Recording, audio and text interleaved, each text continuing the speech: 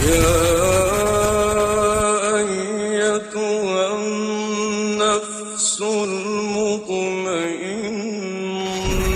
ارجعي إلى ربك راضية مرضية فادخلي في عبادي وادخلي جنتي. أعوذ بالله من الشيطان الرجيم. بسم الله الرحمن الرحيم، والصلاة والسلام على أشرف المرسلين سيدنا محمد وعلى آله وصحبه أجمعين. اللهم علمنا ما ينفعنا وانفعنا بما علمتنا وزدنا علما يا أرحم الراحمين. Aujourd'hui, nous allons commencer à commenter sourate An-Nasr. Dans cette sourate, Allah Azza wa Jal dit: A'udhu billahi minash shaitanir rajim, bismillahir rahmanir rahim, idha jaa nasrullahi wal fath wa ra'aita an-nasa yadkhuluna fi dinillahi afwaja fasabbih bihamdi rabbika wastaghfirhu innahu kana tawwaba. Lorsque vient le secours d'Allah ainsi que la victoire, et que tu vois les gens entrer en foule dans la religion d'Allah, alors par la louange célèbre la gloire de ton Seigneur et implore son pardon, car c'est lui le grand accueillant au repentir. Alors comme à l'accoutumée, on commence d'abord par citer les titres qui ont été donnés à cette sourate. Et à l'instar de la majorité des sourates du Coran, on trouve qu'il y a plusieurs titres qui ont été soit donnés par le prophète sallallahu alayhi wa sallam, sinon par ses compagnons ou bien par les exégètes. Alors, le nom le plus connu de cette sourate, c'est sourate An-Nasr. Sourate An-Nasr, ça veut dire le secours. Le secours, c'est ça, on expliquera dans le détail les termes. Et ceci, bien entendu, fait référence au secours qu'Allah Azza wa Jal apporta au prophète sallallahu alayhi wa sallam et aux musulmans lorsqu'ils ont triomphé de leurs ennemis et lorsqu'ils ont conquis la Mecque. Le deuxième titre reprend la première partie du premier verset. C'est sourate Idha Ja'a Nasrullah. Idha Ja'a Nasrullah. Donc dans ce titre-là, Al-Fath, qui fait partie de ce verset-là, n'a pas été mentionné. Et ce titre-là, on le trouve dans Sahih al-Bukhari, donc l'imam al-Bukhari l'a mentionné dans son Sahih. L'imam al-Bukhari, comme vous le savez, il est mort au 3e siècle de l'Hégire en l'an 256. L'imam Suyuti aussi l'a cité, ainsi que d'autres savants. Et ce titre-là a été mentionné dans des hadiths qui ont été rapportés notamment sur Aïcha, radiyallahu anha, sur Ibn Mas'ud, ainsi que sur Ikrima. Il y en a d'autres, mais c'est les trois principaux. Donc il y a des hadiths dans lesquels ces trois compagnons disaient: lorsque sourate Idha Ja'a Nasrullahi a été révélée, le prophète ceci, on verra ce que le prophète faisait. Lorsque la sourate Idha Ja'a Nasrullahi a été révélée. Donc parce qu'ils l'ont intitulé ainsi, donc c'est devenu un titre officiel à cette sourate. Le troisième titre, c'est un titre qui reprend le premier verset entièrement. C'est sourate Idha Ja'a Nasrullahi wal Fath. Donc dans ce cas-là, on rajoute le mot Al-Fath. Idha Ja'a Nasrullahi wal Fath. Et ce titre-là a été rapporté par Abd al-Razzaq as-San'ani. Alors Abd al-Razzaq as-San'ani, c'est un des grands savants parmi les premiers qui avaient établi un recueil de hadith. On l'appelle Musannaf Abd al-Razzaq. Parmi les premiers recueils de hadith, il y a celui de l'imam Abd al-Razzaq as-San'ani. C'est un imam qui a appris chez des grands imams, comme l'imam Malik, comme Sufyan al-Thawri, comme l'imam al-Awza'i. Et parmi ses élèves, il y a l'imam Ahmed ibn Hanbal qui apprenait chez lui. On rapporte aussi que l'imam Ahmed a fait un long voyage pour aller apprendre chez lui. Et lorsqu'il arriva, donc il est passé par plusieurs péripéties pour parvenir chez lui. Lorsqu'il arriva chez lui, on lui a dit: ne le dérange pas, parce qu'il est dérangé lorsqu'on toque chez lui. Et il est resté sous le soleil en train d'attendre jusqu'à ce qu'il sortit. Et à partir de là, il a commencé à apprendre chez lui les hadiths. Et l'imam Ahmed, comme vous le savez, c'est une grande référence au niveau du hadith. Donc l'imam Abd al-Razzaq as-San'ani faisait partie de ceux qui l'ont intitulé ainsi. إِذَا جَاءَ نَصْرُ اللَّهِ وَالْفَتْحُ. Le quatrième titre qui lui a été donné, c'est Surat al-Fath.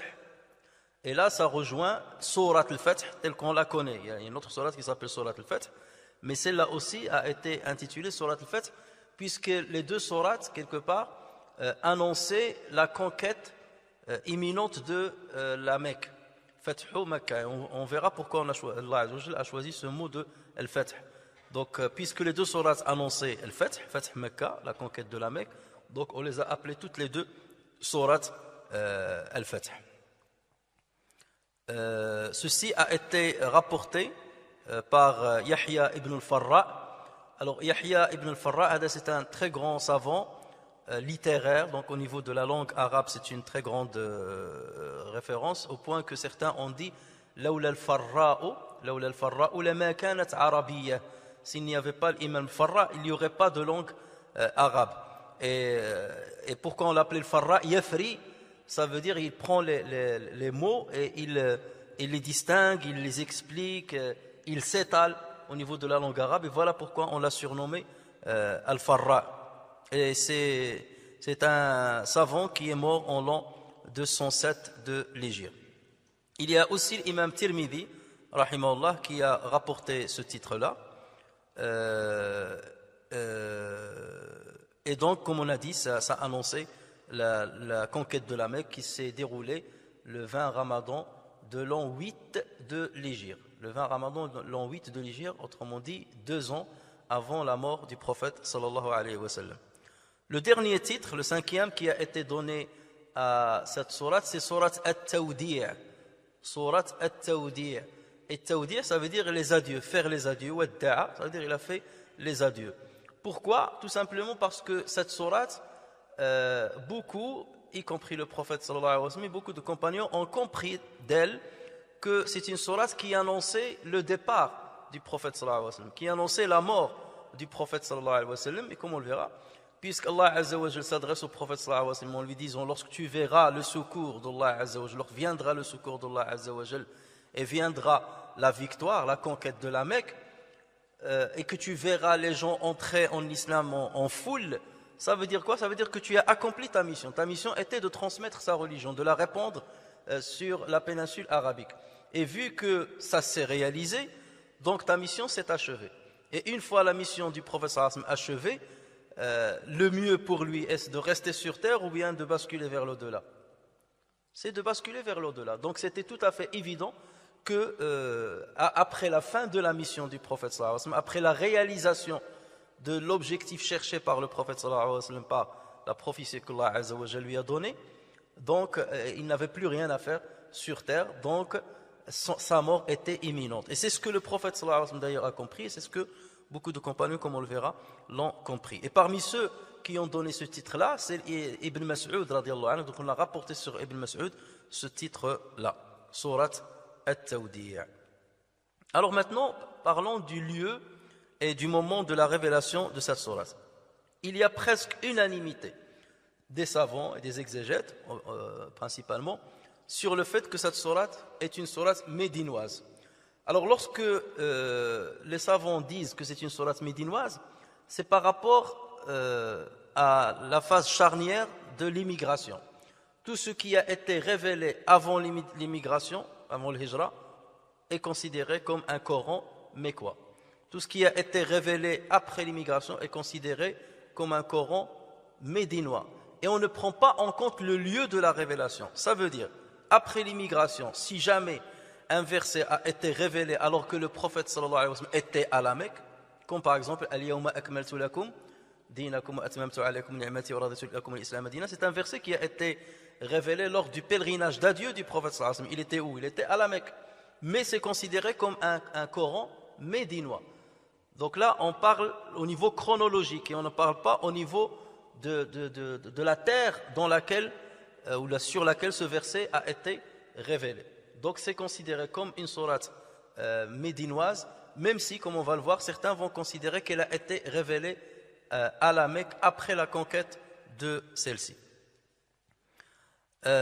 Lorsque j'ai dit il y a presque unanimité, parce qu'il y a quelques savants qui l'ont considérée comme mécoise.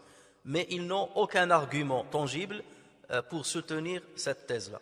Donc la majorité écrasante des savants disent, et beaucoup ont rapporté l'unanimité des savants là-dessus, que c'est une sourate qui est médinoise. Certains disent que c'était la dernière sourate à être révélée complètement. Autrement dit, il y a des sourates qui ont continué d'être révélées, mais en fragments. Notamment sourate At-Tawbah. Sourate At-Tawbah, on sait qu'elle a été révélée à partir de la 9e année de l'Hégire. Donc, sourate Al-Nasr a été révélée entièrement, puisqu'il n'y a que 3 versets dedans. Et après elle, d'autres versets, notamment de sourate At-Tawbah, ont continué d'être révélés. Mais le début de sourate, pour la majorité, le début de sourate At-Tawbah a commencé d'être révélé avant le début de la révélation de cette sourate. Alors certains vont dans plus de précision en disant qu'elle a été révélée précisément au milieu de Ayyam at-Tashriq, lors du pèlerinage d'adieu. On sait très bien que le pèlerinage d'adieu a eu lieu quelle année de l'Hégire? La dernière année de la vie du prophète sallallahu alayhi wa sallam, la dernière année de l'Hégire, et c'était dans quel mois? C'était le Hajj, c'est de l'Hijja. Le Hajj, donc ça arrive toujours de l'Hijja. Et le prophète sallallahu alayhi wa sallam est mort quand? Rabi' al-Awwal.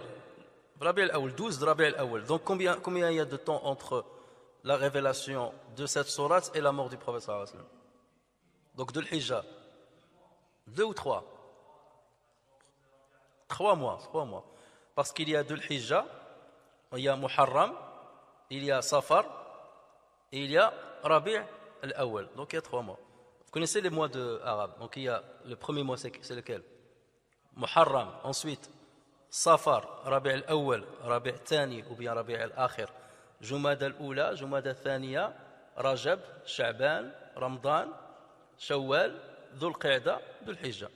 Donc il y a exactement 3 mois avant la mort du prophète sallallahu alayhi wa sallam, pour cela que cette sourate a été révélée. Pendant Ayyam Tashriq. Ayyam Tashriq, c'est quel jour de Dhul Hijja? C'est le 11, le 12 et le 13. Et pourquoi on les appelle Ayyam Tashriq? Parce que ce sont les jours où on a déjà sacrifié les moutons ou bien les sacrifices, et donc on prend les pèlerins, ils prenaient la viande et ils la séchaient. C'est ce qu'on appelle le qaddid, le gdid. Là on appelle le gdid. Ils préparaient le qaddid. Et tashriq, c'est ça. Tashriq, c'est la préparation de la viande sèche. On a séché la viande. C'est ce qu'on appelle at-tashriq chez les Arabes. Donc c'est pour cela qu'on les a appelés ayyamu at-tashriq, les jours où on prépare la viande et on assèche la viande après avoir sacrifié les bêtes le 10e jour de Al-Hijja. Voilà pourquoi on l'appelle at-tashriq. Alors At-Tirmidhi rapporte sur Ibn Omar qu'il a dit, cette sourate, donc c'est Ibn Omar qui dit cela, cette sourate ça a été rapporté sur Ibn Omar. Après il faut voir l'authenticité de la chaîne de transmission. Cette sourate est descendue sur le messager de Dieu sallallahu alayhi wa sallam au milieu des jours de Tashriq, Amina, donc il était Amina, alors qu'il accomplissait le pèlerinage d'adieu. Et ensuite il a dit lorsque Idha ja'a nasrullahi wal fath, et ensuite il a terminé la sourate. Mais certains savants ont affaibli ce hadith. Donc c'est pour cela que il y a toujours cette divergence entre les savants et cette question n'a pas été tranchée. Certains ont dit qu'elle a été révélée juste après la conquête de la Mecque. Et donc la conquête de la Mecque, elle a eu lieu en l'an 8, ça veut dire 2 ans avant la mort du prophète sallallahu alayhi wa sallam. Et il précise que c'était juste après la bataille de Hunayn, qui a eu lieu le 10e jour de Shawwal, c'est-à-dire quelques jours après la conquête de la Mecque, puisque certaines tribus, y compris la tribu de Thaqif, se sont réunis pour attaquer les musulmans, puisque les musulmans ont conquis la Mecque, et on reviendra à cette conquête-là, lorsqu'ils ont conquis la Mecque et que certains Arabes ont vu que les musulmans commençaient à prendre de l'ampleur et que les Qurayshites qui résistaient à la conversion à l'islam se sont convertis en fin de compte à l'islam, ou bien ils se sont rendus aux musulmans. Donc ils ont dit on va s'allier entre nous et on va attaquer les musulmans avant qu'ils ne prennent toute l'Arabie. Et donc ils ont constitué une grande armée de plus de 30 000 personnes et ils ont voulu attaquer les musulmans à la Mecque, sauf que le prophète sallallahu alayhi wa sallam les a interceptés avant qu'ils n'arrivent à la Mecque. Et ça, c'était, stratégiquement parlant, très intelligent de la part du prophète sallallahu alayhi wa sallam, parce qu'il a dit, si je reste à la Mecque et qu'ils m'attaquent à la Mecque, les Qurayshites qui viennent de se convertir, sûrement il y a parmi eux ceux qui se sont convertis par peur. Donc si je les laisse venir, si je laisse l'ennemi venir, donc les Qurayshites peuvent m'attaquer à l'intérieur de la Mecque. Donc c'est pour cela qu'il a préféré les attaquer lui-même, et il a ramené avec eux les nouveaux convertis, parce que là, dans ce cas, ils seront sous la coupole et sous la domination des musulmans pour qu'ils combattent à côté du prophète sallallahu alayhi wa sallam. Et d'ailleurs, c'est ce qui a été fait, et cette bataille a fini à l'avantage des musulmans, et le prophète sallallahu alayhi wa sallam, c'est là où il a donné énormément de butin, notamment à ceux qui venaient de se convertir, pour les rapprocher encore plus à l'islam, et pour qu'ils considèrent que le fait de se convertir à l'islam ne leur fera pas perdre tous les privilèges financiers notamment qu'ils avaient auparavant lorsqu'ils avaient la gestion du pèlerinage à la Mecque. Alors il y en a même ceux qui ont dit qu'elle a été révélée avant la conquête de la Mecque. Là aussi c'est un autre avis, et qu'elle a annoncé l'imminence de la conquête de la Mecque. C'est que إِذَا جَاءَ نَصْرُ اللَّهِ وَالْفَتْحُ, ça a été révélé avant même que la Mecque ne soit conquise. Et donc c'était une annonce de l'imminence de la conquête de celle-ci. Et ces savants-là ont dit qu'elle fut révélée juste après la bataille de Khaybar. Parce qu'au niveau chronologique, il y a eu Sulh al-Hudaybiyah, le traité de al-Hudaybiyah. Ensuite, il y a eu la conquête de Khaybar. Ensuite, il y a eu la bataille de Mu'ta, ensuite la conquête de la Mecque, et ensuite la bataille de Hunayn. Et on reviendra sur cet enchaînement, Inch'Allah, la prochaine fois. Donc pour ceux-là, puisqu'ils disent avant la conquête de la Mecque, donc pour eux, elle fut révélée en l'an 7 de l'Hégire, parce que c'est là où Khaybar a été conquise. Mais le plus probable, parmi tous ces avis-là, c'est qu'elle a été révélée après la conquête de la Mecque. Alors, pour plusieurs raisons. Déjà, la première, littéralement parlant, lorsque Allah dit « إِذَا جَاءَ نَصْرُ اللَّهِ وَالْفَتْحُ », certains disent, puisque « ja'a » a été utilisé dans le passé, ceci montre que ça a été déjà réalisé. Hein? Ça a été déjà réalisé.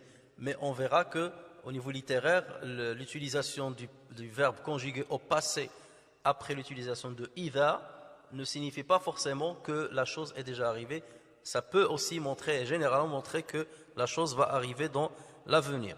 Al-Bukhari rapporte sur Saïd ibn Jubayr, sur Abdullah ibn Abbas radiyallahu anhu, que Omar ibn Khattab radiyallahu anhu, pendant sa gouvernance, il réunissait les grands compagnons, et notamment ceux qui ont participé à la bataille de Badr, et donc dans des assises de concertation, et il invitait avec eux Abdullah ibn Abbas, qui était jeune, il avait à peu près 14-15 ans. Et donc ses compagnons ont mal vu, ils ont mal apprécié la présence de Abdullah ibn Abbas. Ils ont dit, ce jeune, il a l'âge de nos enfants, et nous, on ne ramène pas nos enfants avec nous, et pourquoi tu invites Abdullah ibn Abbas? Pourquoi tu invites cet enfant avec nous? C'est des anciens, ils sont assez vieux, et il invite parmi eux, donc imaginez que des vieux de plus de 50 ans, et il y a un jeune de 14-15 ans qui est parmi eux. Donc là, ils l'ont vu, et pourquoi? Et Omar ibn Khattab a voulu leur montrer pourquoi je l'invite. Donc là, il leur a dit, lorsqu'Allah Azza wa Jalla parle de Laylat al-Qadr, quand est-ce qu'a eu lieu Laylat al-Qadr? Chacun a commencé à donner son avis. Et ensuite, Omar ibn Khattab s'adressa à Abdullah ibn Abbas, il lui a dit, qu'est-ce que tu en penses? Il lui a dit, je pense que Laylat al-Qadr coïncide avec la nuit du 27 de Ramadan. Il lui a dit, pourquoi? Il a dit, parce que le chiffre 7, il a une grande symbolique en islam. Allah Azza wa Jalla a créé 7 cieux, il a créé 7 terres, il a mis 7 jours, il a créé l'homme en 7 étapes. لقد خلقنا الإنسان من سلالة من طين ثم جعلناه نطفة في قرار مكين ثم خلقنا نطفة علقة. Ensuite le mudgha, l'idham, كسونا العظام لحما ثم أنشأناه خلقا آخر. Donc il a créé l'homme en 7 étapes embryologiques. Ensuite il lui a dit, et lorsqu'on accomplit le tawaf sur le Kaaba, on accomplit 7 circumambulations autour de le Kaaba. Lorsqu'on jette les pierres sur les stèles, on jette 7 pierres. Donc voilà pourquoi je pense que Laylat al-Qadr coïncide avec la 27e nuit du Ramadan. Donc ce chiffre 7 est important.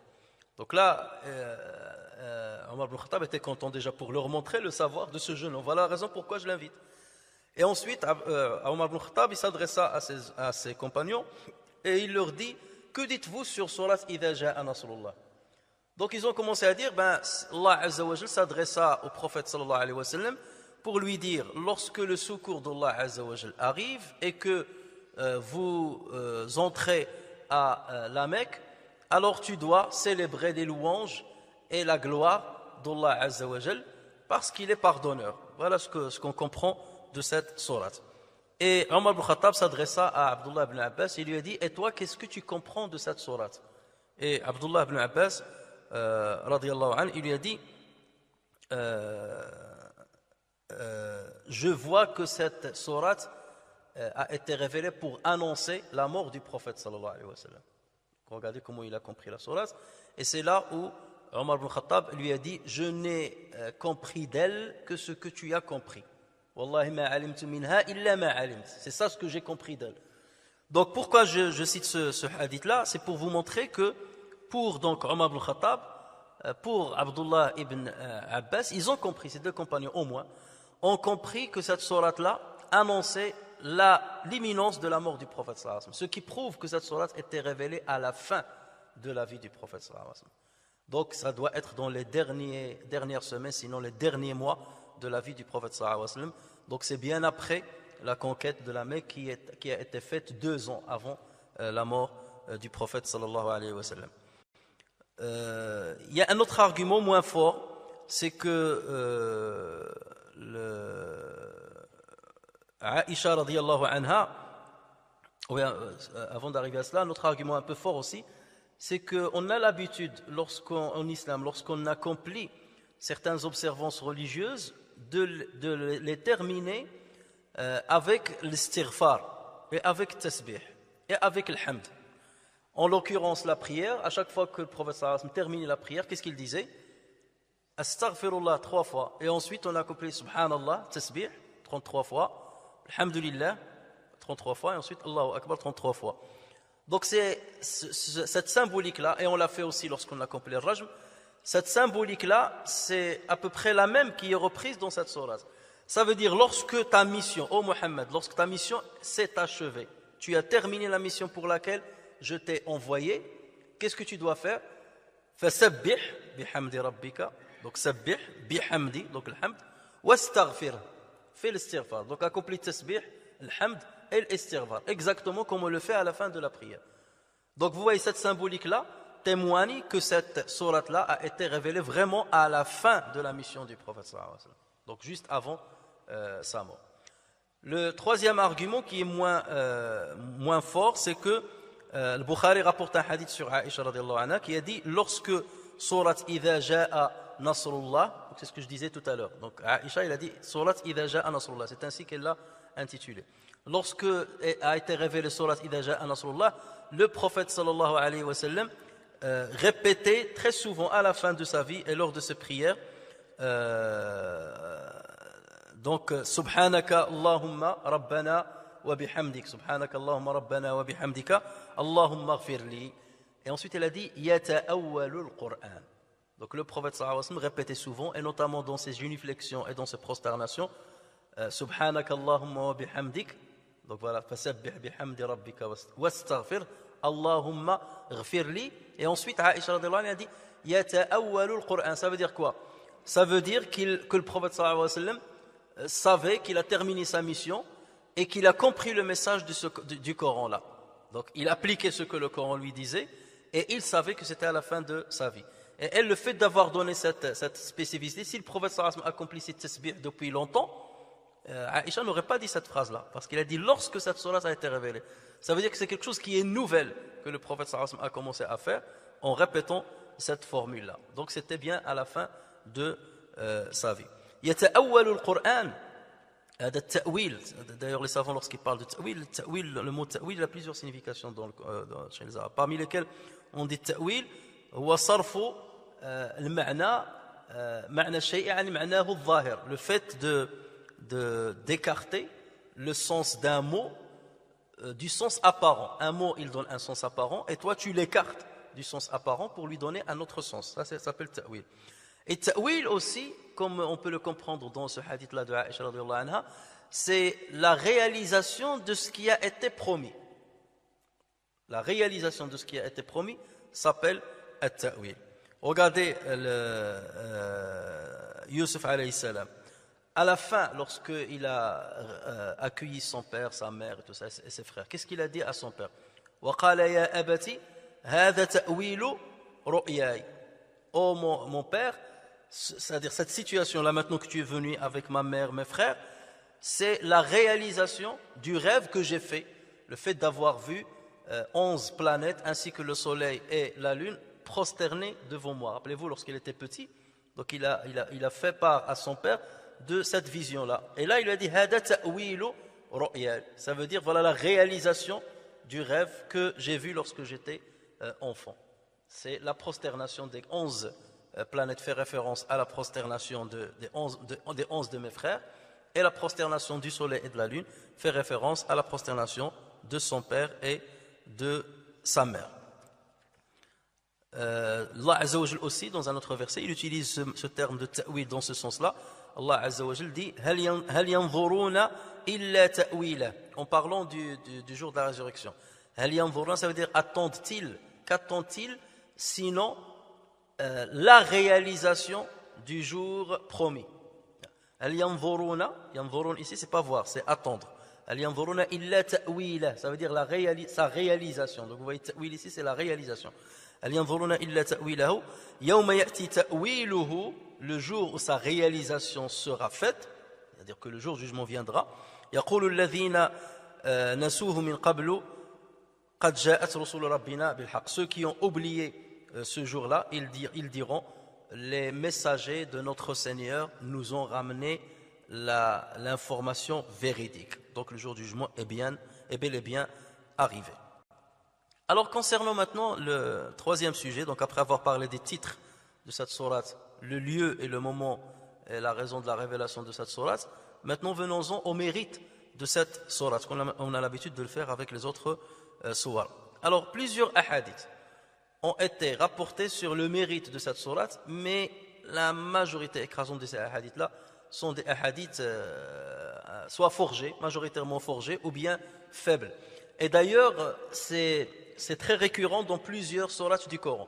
Il faut savoir qu'à un certain moment de l'histoire des musulmans, les gens, et notamment les étudiants, s'intéressaient beaucoup plus à ilm al-hadith. Il y avait toute une vague, une tradition, ou bien une mode à une certaine période où les étudiants de Sharia s'intéressaient beaucoup plus à ilm al-hadith qu'à ulum al-Qur'an et à tafsir. Donc certains, de bonne foi, ont commencé à forger des hadiths pour que les gens s'intéressent au Coran et à la lecture du Coran. Donc ils ont commencé à dire celui qui lit telle sourate, il aura telle récompense. Celui qui lit telle sourate, il aura telle récompense. Telle sourate va faire ceci, telle sourate va te faire cela, pour inciter les gens à lire le Coran. Mais bien entendu, ils n'ont pas le droit de le faire, combien même leur foi soit bonne. Mais le prophète sallallahu alayhi wa sallam a bien dit celui qui ment sur moi d'une manière préméditée, qui se prépare, qu'il sache qu'il aura une place dans l'enfer. Alors parmi ces hadiths forgés qui ont été rapportés, c'est un hadith dans lequel il a été dit que le prophète sallallahu alayhi wa sallam aurait dit, bien entendu c'est pas vrai, man qara'aha faka'annama shahida ma'a Muhammadin fatha Makkah. Celui qui lit cette sourate, c'est comme s'il a participé avec Muhammad à la conquête de la Mecque. C'est beaucoup, hein. Ça veut dire il suffit de lire 3 versets et ça y est, tu es considéré comme si tu as participé à la conquête de la Mecque. Donc là, c'est un hadith qui est complètement forgé. Il y a un deuxième hadith aussi qui a été forgé, qu'on a rapporté, on a dit que le prophète sallallahu alayhi wa sallam aurait dit à Ali ibn Abi Talib, Ya Ali, man qara'aha anjahu Allahu min shiddati yawm al-qiyamah. Celui qui récite cette sourate, Allah Azza wa Jal l'épargne des difficultés du jour du jugement. Wa lahu bi kulli ayatin qara'aha thawaba al-mustaghfirin bil ashar. Et il aura pour chaque verset récité une récompense équivalente à ceux qui demandent pardon à Dieu juste avant l'aube. Parce que Dieu vante le mérite de ces gens-là. Donc il aura la même récompense. Ça veut dire, tu n'as pas besoin de te réveiller à la fin de la nuit. Tu auras la même récompense, rien qu'en citant un seul verset de cette sourate. Donc vous voyez qu'il y a bien entendu une exagération qui ne peut en aucun cas être acceptée. Ensuite, il a dit Ya Ali man qara'aha kana fi dunya fi hirzillah. Celui qui la lit, il sera sous la protection de Dieu. Wa kana aminan fil akhirati min al-adhab. Il sera épargné de châtiment de l'enfer. Wa idha ja'ahu malakul mawti قال الله تعالى له أقرئ عبدي مني السلام وقل له عليك السلام وله بكل آية قرأها مثل ثواب من أحسن إلى ما ملكت يمينه. Et donc, Ali dit que pour toute personne qui lit cette sourate, Allah Azza wa Jal envoie un ange qui lui dit Dieu te transmet son salam et il te dit que la paix soit sur toi. Sache que celui qui lit cette sourate-là aura la récompense de celui qui était bienfaisant envers ses esclaves. Donc vous voyez que là c'est trop exagéré. Ça se voit, ça sonne un hadith qui est faux. Alors il y a un hadith qui a été rapporté par les savants du hadith, dans lequel le prophète sallallahu alayhi wa sallam aurait dit, enfin il s'est adressé à un de ses compagnons, il lui a dit est-ce que tu t'es marié? Il lui a dit non. Ya Rasulallah, je ne suis pas marié parce que je n'ai pas de quoi me marier, je n'ai pas d'argent pour donner la dot à la femme que je pourrais demander en mariage. Et là le prophète sallallahu alayhi wa sallam lui a dit n'as-tu pas Qul huwallahu ahad, ça veut dire ne connais-tu pas par cœur surat Qul huwallahu ahad? Il lui a dit si, je la connais. Et là le prophète sallallahu alayhi wa sallam lui a dit c'est le tiers du Coran, il représente le tiers du Coran. Et ça on l'a dit, c'est un hadith authentique là-dessus, que surat Qul huwallahu ahad ta'dilu thulutha al-Qur'an équivaut au niveau de l'ajr dans sa lecture, le tiers du Coran. Ensuite, le prophète sallallahu alayhi wa sallam lui a dit tu n'as pas idha ja'a nasrullahi wal fath, la sourate qui nous intéresse. Il lui a dit si, il lui a dit ta'dilu rubu' al-Qur'an. Tu n'as pas qul ya ayyuhal kafirun, il lui a dit si, il lui a dit ta'dilu rubu' al-Qur'an, il équivaut au quart du Coran. Et ensuite, il lui a dit tu n'as pas idha zulzilatil ardu zilzalaha, il lui a dit si, il lui a dit ta'dilu rubu' al-Qur'an, il équivaut au quart du Coran. Alors ce hadith là, donc comme j'ai dit, ce hadith là a été rapporté par Tirmidhi notamment, et lui il a considéré que c'est un hadith qui est hasan, qui est bon, mais quelques savants ont considéré que c'est un hadith qui est faible, notamment l'Albani ainsi que Shu'aib al-Arnaout rahimahumullah, donc qui ont dit que dans la chaîne de transmission de ce hadith là il y a Salama ibn Wardan qui est considéré par les savants comme faible. Donc, le hadith là, on ne peut pas le prendre en compte. Il y a une partie qui est vraie, comme le cas de Surat Qul huwallahu ahad, ça on l'a dit, mais le reste ne l'est pas. Alors, il existe plusieurs autres hadiths qui sont encore plus étranges les uns que les autres, mais ce sont des hadiths qui ne sont pas authentiques. Donc, le seul hadith qui est authentique dans ce sens-là, c'est celui de Bukhari que j'ai cité. C'est lorsque Aïcha radiyallahu anha a dit depuis la révélation de cette sourate, le prophète sallallahu alayhi wa sallam multipliait la formule Subhanaka Rabbana wa bihamdik Allahumma ghfirli au niveau de sa prosternation et de ses génuflexions. Alors commençons maintenant par expliquer verset par verset ou mot par mot, on va se limiter de toute façon au premier verset. Idha ja'a nasrullahi wal fath. Donc, cette sourate, bien entendu, elle est composée de combien de versets? 3 versets. Il y a combien de sourates dans le Coran qui sont composées de 3 versets? Il y en a 3. Il y a sourate Takathur, il y a sourate Al-Asr et il y a sourate Al-Nasr. C'est les 3 sourates où il y a, au niveau numérique, le nombre de versets, c'est les sourates les plus petites. Mais au niveau des mots, il y a des sourates plus petites que sourate Al-Nasr, comme sourate Al-Ikhlas, elle est plus petite que sourate Al-Nasr, au niveau du nombre de mots. Mais au niveau des versets, il n'y a que 3 versets, 3 sourates qui ont 3 versets. Et cette sourate commence ftutihat bi jumlatin shartiyya, comme rappelez-vous lorsqu'on a parlé des différentes catégories de sourates selon leur début. Alors,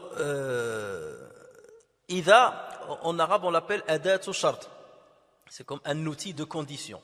C'est lorsque ou bien si. Lorsque ou bien si. Alors, en grammaire arabe et grammaire français, parfois, il n'y a rien à voir.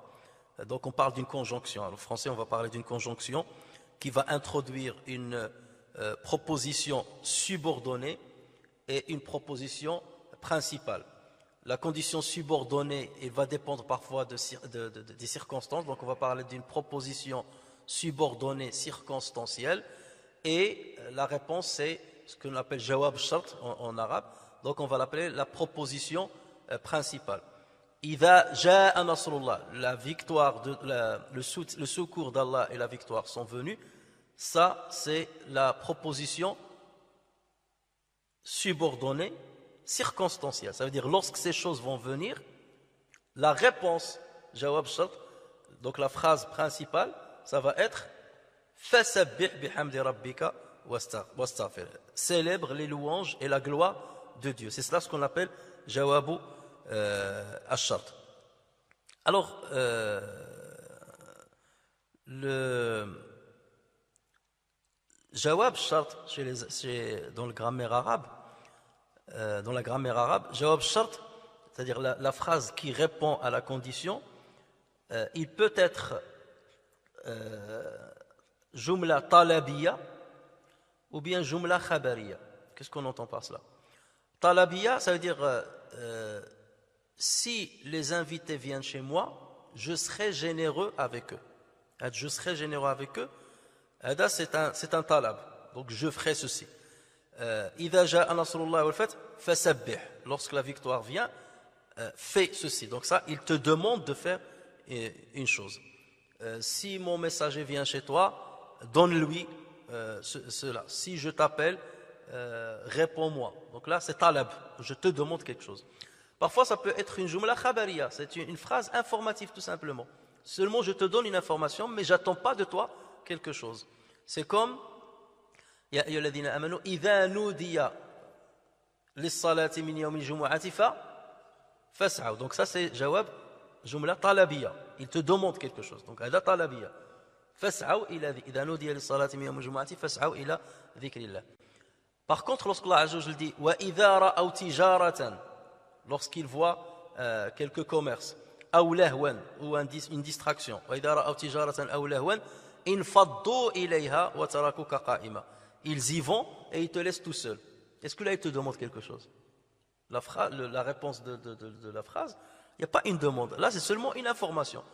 Lorsqu'ils voient quelques commerces ou bien une distraction, ils vont à ça, ils vont au commerce et à la distraction et ils te laissent tout seul. Donc là, c'est seulement une information. Il n'y a pas de talab dedans. En revanche, dans la sourate qui nous intéresse, il y a un talab. Jawab ash-shart, donc la phrase, ou bien la proposition principale, il y a une demande de la part d'Allah Azza wa Jal, qui commence par fasabbih bihamdi rabbika wastaghfir. Allah attend du prophète sallallahu alayhi wa sallam de faire quelque chose. Alors, idha ja'a, lorsque vient, on va s'attarder un petit peu sur ce verbe-là. Idha ja'a nasrullah. Le verbe ja'a, on peut le traduire par arriver ou venir. Arriver ou venir, ce sont deux synonymes. Le Coran, il utilise aussi deux synonymes. Il y a le verbe ja'a et il y a le verbe ata. Ja'a et ata. Mais toujours dans la traduction, les traductions que vous avez aujourd'hui dans le Coran, ils vont les traduire aléatoirement, par venir ou arriver, aléatoirement, puisque les traducteurs ne vont pas rentrer dans ces détails. Mais nous savons très bien que Allah Azza wa Jalla dans le Coran, lorsqu'il choisit un synonyme plutôt qu'un autre, c'est que, a priori, forcément, il y a une sagesse derrière ça. Il y a des nuances très très pointues entre les termes et entre les verbes. Il y a une nuance entre ja'a et ata. Il y a une nuance entre ja'a et ata. D'abord, ata dans le Coran se dit de quelque chose qui vient ou qui arrive avec facilité. Qui vient ou qui arrive avec facilité et aisance. En revanche, ja'a se dit de quelque chose ou d'un événement qui va arriver avec difficulté, ou qui va prendre beaucoup de temps pour arriver, ou l'arrivée d'un événement qui est improbable, ou l'arrivée d'un événement qui est inhabituel ou inattendu. Donc c'est vraiment étrange, quelque chose d'étrange ou grandiose, ou qui prend le temps de venir, ou quelque chose qui demande un effort. C'est une arrivée qui demande énormément d'efforts. Alors que ata, il n'y a pas forcément d'effort dedans. Ata, c'est une arrivée simple, facile, aisée. Ja'a, il y a de la difficulté, il y a de l'effort, ou bien il y a du temps, ou bien il y a une grande attente, ou il y a quelque chose qui est inhabituel. Voilà la première nuance. Au niveau de la conjugaison, dans le Coran, on va remarquer que le verbe ja'a ne figure pas dans le Coran conjugué au présent. Toujours il a été conjugué au passé. Ja'a. Il n'y a pas ji'u. Ça n'existe pas. Il n'a jamais été conjugué à l'impératif. Il n'a jamais été conjugué à l'impératif. En revanche, le verbe ata dans le Coran, il a été conjugué au passé. Ata, amrullahi, ça c'est le passé.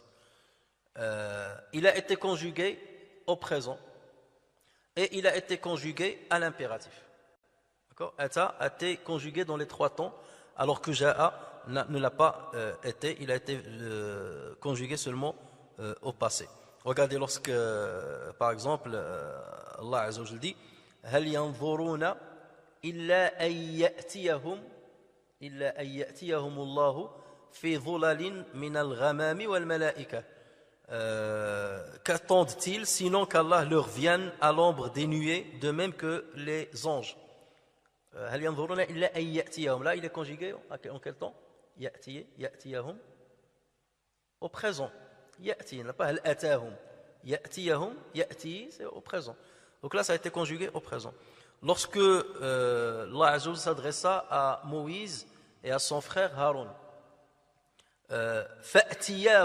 فأتياه فقولا إنا رسول ربك. Allez voir Pharaon et dites-lui que nous sommes les messagers de ton Seigneur. فأتياه. Donc là, ça a été conjugué en impératif. D'accord? Et ça, cette conjugaison-là, on ne la trouve pas dans le verbe ja'a. Alors maintenant, on va s'attarder sur cette nuance de la facilité ou la difficulté. Pour qu'on comprenne pourquoi Allah Azza wa Jalla a dit إِذَا جَاءَ نَصْرُ اللَّهِ. Il aurait pu dire إِذَا أَتَى نَصْرُ اللَّهِ. Il aurait pu le dire. Et nous, on l'aurait dit, ce sont deux synonymes. إِذَا أَتَى نَصْرُ اللَّهِ وَالْفَتْحِ. Non, il y a une nuance dans le choix de ja'a. Prenons quelques exemples. Lorsqu'Allah Azza wa Jal parle de Maryam alayhi salam, il a dit فَأَتَتْ قَوْمَهَا تَحْمِلُ. فَأَتَتْ قَوْمَهَا تَحْمِلُ. Il n'a pas dit فَجَاءَتْ قَوْمَهَا تَحْمِلُ. فَأَتَتْ قَوْمَهَا تَحْمِلُ. قَالُوا يَا مَرْيَمُ لَقَدْ جِئْتِ شَيْئًا فَرِيًّا. Dans le même verset, vous avez ata et ja'a. فَأَتَتْ قَوْمَهَا تَحْمِلُ. Elle est venue portant son fils. Alors là, est-ce qu'il y a une difficulté là-dessus? Non, il n'y a pas de difficulté. Il a accouché de son fils, elle l'a porté, et il est venu vers son peuple le porter. Donc là, comme tout le monde peut porter un enfant et le ramener. Il n'y a pas de difficulté là-dessus. Ça ne demande pas des jours et des semaines pour venir. Donc ça, c'est quelque chose de simple. فَأَتَتْ قَوْمَهَا تَحْمِلُ. Eux, qu'est-ce qu'ils lui ont répondu? Lorsqu'ils ont vu ça, قالوا يا مريم قد جئت شيئا فريا. Tu as commis. Alors ici, جئت, c'est dans le sens de commettre, et non pas tu es venu. Hein? C'est comme si on va traduire, tu es venu avec quelque chose de grave. Tu es venu avec quelque chose, c'est-à-dire tu as fait quelque chose de grave. Qu'est-ce qu'ils insinuaient? Ils insinuaient qu'il a commis la fornication. C'est-à-dire tu as eu cet enfant avec la fornication. Donc c'est quelque chose d'inadmissible, c'est quelque chose d'inhabituel de la part d'une femme comme toi qui est pieuse et qu'on croyait être pieuse. Donc c'est pour cela qu'ils ont utilisé, que Allah Azza wa Jalla a utilisé le terme Jiti pour montrer que dans leur esprit c'était une abomination ce qu'elle a fait. D'accord? Laqad ji'ti shay'an fariya. Regardez cette nuance entre atat qawmaha tahmilu, ji'ti shay'an fariya. Allah Azza wa Jal dit فإذا جاءت الطامة الكبرى فإذا جاءت, il n'a pas dit فإذا أتت الطامة الكبرى, فإذا جاءت الطامة الكبرى, puis quand viendra le grand cataclysme. الطامة الكبرى, ça c'est quelque chose qui est grandiose. Le cataclysme, c'est-à-dire la fin du monde. C'est quelque chose qui est grandiose, qui va bouleverser tout, qui est inhabituel, qui n'est pas attendu par beaucoup. Donc voilà pourquoi Allah Azza wa Jalla a utilisé le verbe ja'a et non pas ata. Pareil, lorsque Allah Azza wa Jalla dit hal ataka hadithul ghashiya. Qu'est-ce qu'on devait s'attendre à ce qu'ils disent hal ja'aka, parce qu'ils parlent de hadithul ghashiya. C'est quoi le ghashiya? L'enveloppante, n'est-ce pas? L'enveloppante, c'est quoi? C'est l'heure, c'est la fin des temps. Pourquoi ici il a utilisé ata? Alors regardez, hal at fa idha ja'ati tammatu al-kubra fa idha ja'ati as-sakha. Donc là, en parlant de la fin des temps, il dit ja'ati tammatu al-kubra, ja'ati as-sakha. Et ici, hal ataka hadithul ghashiya. Le ghashiya, c'est un des noms de la fin des temps. Pourquoi ici il a dit hal ataka? Voilà, parce qu'ici il parle de l'information concernant cet événement. Hal ataka hadithu al-ghashiya. T'est-il parvenu l'information sur le ghashiya, l'enveloppante? Donc ici, il ne parle pas de l'ghashiya elle-même, mais l'information relative à l'ghashiya. Donc c'est pour ça qu'il a dit ataka. Qui lui a donné cette information? C'est Allah. Allah lui a donné l'information. Même s'il lui pose la question, la réponse est oui, il m'est parvenu. Je t'informe, ô Mohammed, je t'informe que l'heure va venir. D'accord? Cette information-là est venue au prophète sallallahu alayhi wa sallam. L'information elle-même, elle lui est venue d'une manière simple. D'une manière simple. Allah Azza wa Jalla lui a donné, voilà, je t'informe de ceci. Voilà pourquoi il va lui dire hal ataka hadithu al-ghashiya. T'est-il parvenu l'information relative à l'enveloppante? D'accord?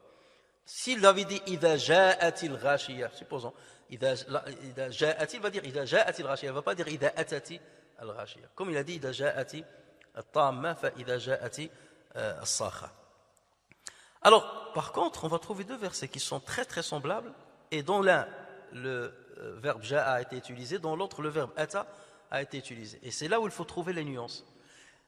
Là, on revient à ce que dit Allah Azza wa Jalla. وَلَوْ كَانَ مِنْ عِنْدِ غَيْرِ اللَّهِ لَوَجَدُوا فِيهِ اخْتِلَافًا كَثِيرًا. Si ce Coran-là était venu de quelqu'un d'autre que Dieu, ils y auraient trouvé énormément de divergences. Ça veut dire qu'ils auraient trouvé des erreurs. Donc là, on est en train d'essayer de trouver des erreurs et de se poser des questions lorsqu'il s'agit de ces mots-là. Regardez par exemple ces deux versets. Allah Azza wa Jalla dit فَإِذَا جَاءَ أَمْرُ اللَّهِ فَإِذَا جَاءَ أَمْرُ اللَّهِ قُضِيَ بِالْحَقِّ وَخَسِرَ هُنَالِكَ الْمُبْطِلُونَ. Là, il utilise quel verbe? جاء. فَإِذَا جَاءَ أَمْرُ اللَّهِ. Lorsque l'ordre de Dieu viendra, lorsque l'ordre de Dieu viendra, tout sera décidé, قُضِيَ بِالْحَقِّ, tout sera décidé en toute justice, et ceux qui profèrent des mensonges seront alors des perdants. Donc là, c'est bon. إِذَا جَاءَ أَمْرُ اللَّهِ. Dans un autre verset, Allah Azza wa Jalla dit أَتَى أَمْرُ اللَّهِ فَلَا تَسْتَعْجِلُوا. Il n'a pas dit جَاءَ أَمْرُ اللَّهِ. Il a dit أَتَى أَمْرُ اللَّهِ فَلَا تَسْتَعْجِلُوا. L'ordre d'Allah arrive, ne le hâtez donc pas. Ne le hâtez donc pas. Alors d'un côté, il te dit فَإِذَا جَاءَ أَمْرُ اللَّهِ, et d'autre côté, il dit أَتَى أَمْرُ اللَّهِ. Amr, amr, amrullah, amrullah, ja'a, ata. D'accord? Pourquoi il a utilisé les deux? Là, il faut voir la nuance entre les deux phrases. Dans la première phrase, lorsqu'il dit fa'idha ja'a amrullah, idha, la phrase c'est une phrase conditionnelle. Donc, jumla shartiya. Idha ja'a amrullahi qudiya bilhaq. D'accord? Donc, lorsque l'ordre d'Allah Azza wa Jalla viendra, donc tout sera décidé en toute justice. En revanche, lorsqu'il dit Ata amrullahi fala tasta'jilu, est-ce que là c'est une jumla shartiya? Non, il n'a pas dit idha. Là il dit Ata amrullah. L'ordre de Dieu est venu. Ne le hâtez pas. Est-ce que l'ordre est déjà arrivé? Est-ce que l'heure est venue? Non. Ici, l'ordre c'est quoi? Ça veut dire la décision qu'Allah Azza wa Jalla a prise, qu'il y ait un terme à la fin à ce monde-là. Cette décision-là, elle a déjà été prise. Ata amrullah. Donc, ne vous empressez pas, il va arriver.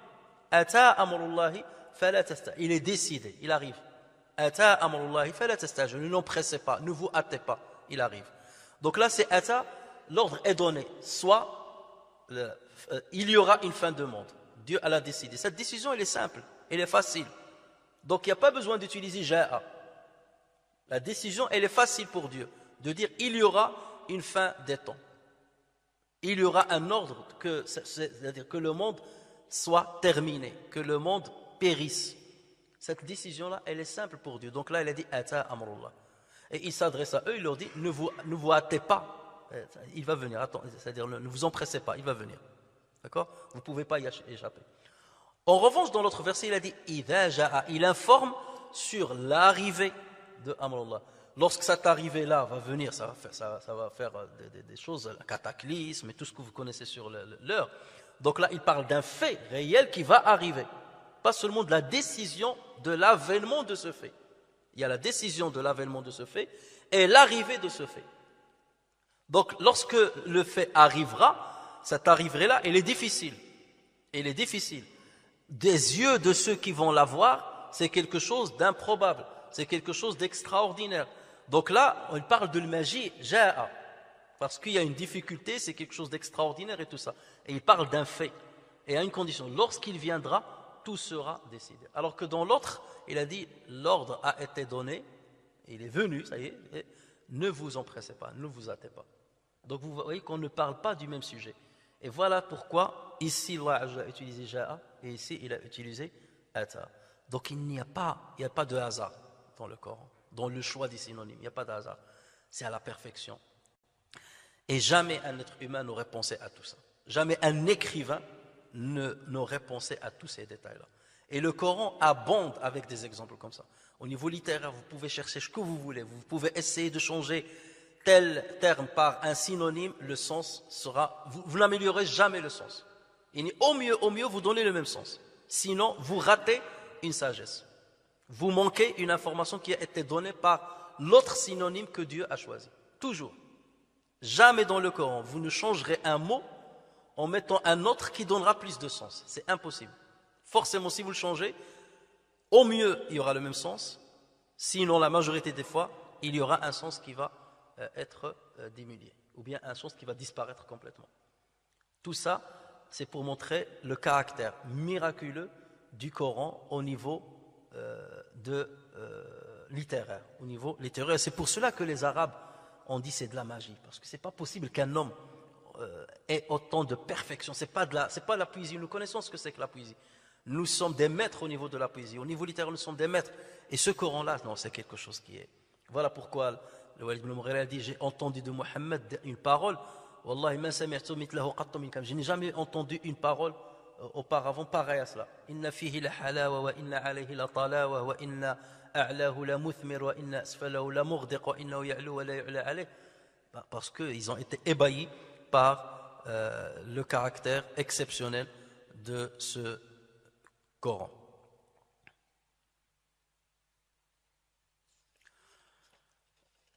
Un autre exemple, lorsqu'Allah Azza wa Jalla parle des frères de Yusuf alayhi salam, il dit وَجَاءُوا أَبَاهُمْ عِشَاءً يَبْكُونَ.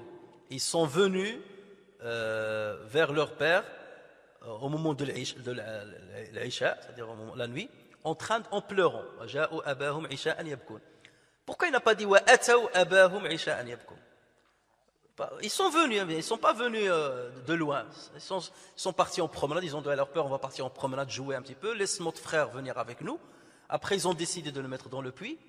Après l'avoir mis dans le puits, jeté dans le puits, ils sont revenus la nuit en pleurant. Donc là, ce retour-là, la nuit, n'est pas un retour fastidieux, ou exceptionnel, ou étonnant, ou inattendu. Donc normalement, on aurait dû s'attendre à ce qu'ils disent « وَأَتَوْا أَبَاهُمْ عِشَاءً يَبْكُونَ » alors qu'Allah Azza wa Jalla dit « وَجَاءُوا أَبَاهُمْ عِشَاءً يَبْكُونَ » c'est pour nous faire part de l'état dans lequel ils sont venus.